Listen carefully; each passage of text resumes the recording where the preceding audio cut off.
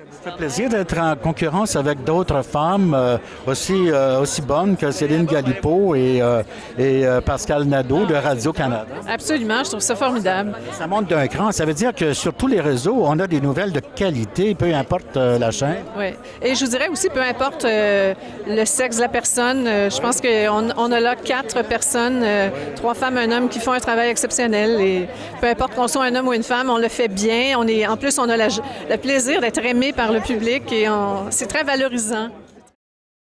C'est la première fois en 25 ans que je suis en nomination au Gala Artistes et je prends ça comme un magnifique cadeau. Je suis tellement heureuse, j'étais tellement touchée quand on m'a annoncé la nouvelle. C'est un cadeau inespéré pour moi. C'était hier la Journée de la femme et là, il y a 4 femmes qui sont en nomination. Il y a 3 femmes et un homme. Oui, c'est ça, on est 3 femmes. Écoutez...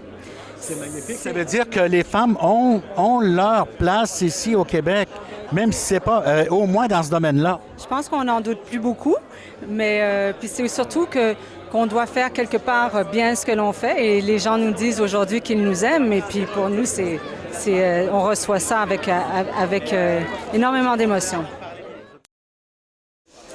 On a toujours espoir de gagner, l'espoir fait vivre, mais je pense que si j'avais à parier 5 $, je parierais peut-être sur Sophie, encore une fois. Je pense que c'est une habituée, puis elle le mérite certainement. Ou peut-être Pascal, parce que c'est aussi la nouveauté. Pascal Nadeau, ma collègue Pascal Nadeau, qu'on a rencontré tout à l'heure aussi et qui le mérite aussi.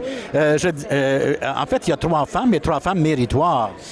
C'est peut-être que c'est la preuve peut-être que les temps changent en information en tout cas et que certainement il y a des femmes qui sont compétentes et tout à fait aptes à faire ce travail qui a longtemps été considéré comme une chasse gardée masculine. Alors les choses changent.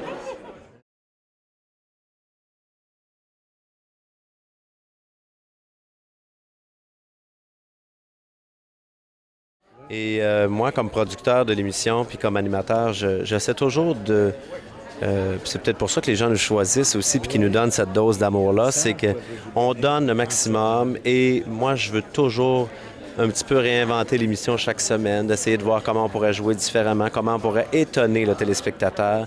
On ne veut pas le laisser semaine après semaine pendant 3 ans avec le même... C'est ça. Il faut qu'il arrive avec des surprises, il faut arriver avec des choses nouvelles. Puis ça, je me fais un devoir de faire ça dans tout ce que je fais. Star Academy, par contre, je le produis. Ouais. C'est notre bébé à Production J, Star Academy. C'est Jean Lamoureux qui réalise, c'est Stéphane qui fait les quotidiennes, c'est Jean qui fait les variétés, c'est Stéphane qui fait les concepts, c'est Jean qui fait la mise en scène. C'est vraiment, on est vraiment comme, on est comme une petite famille, puis on se donne beaucoup à cette émission-là. On met nos tripes sur la table.